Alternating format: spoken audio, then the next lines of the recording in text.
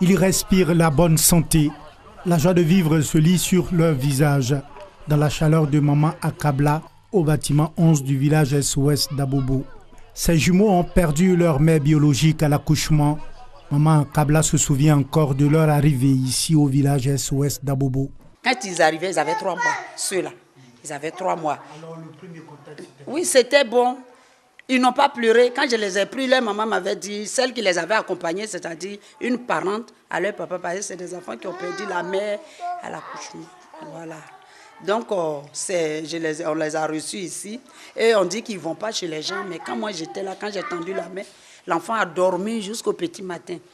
Les enfants, c'est un trésor. J'aime beaucoup les enfants. J'aime être en leur compagnie.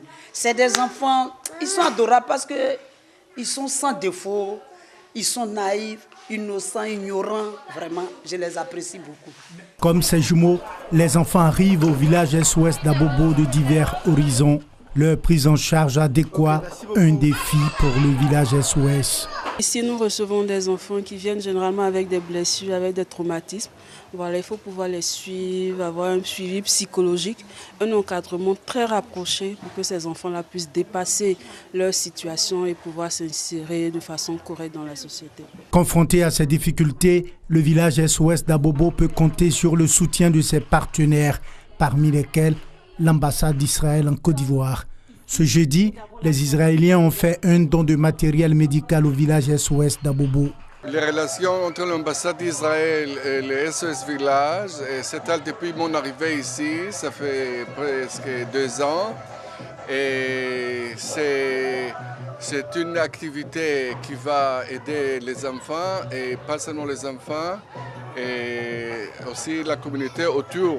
Je voudrais, au nom donc des enfants, de tout le personnel, mais aussi au nom de la Côte d'Ivoire, dire merci à ce grand pays qui a compris le bien fondé du travail que nous faisons pour le bien-être des enfants ivoiriens. Le village SOS d'Abobo existe en Côte d'Ivoire depuis 1971.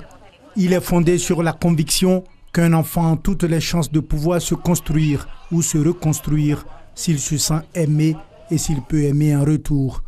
Ce centre a pour vocation, entre autres, d'apporter aux enfants un soutien, une affection durable et les accompagner vers l'autonomie. Le village SOS d'Abobo compte 91 enfants cette année.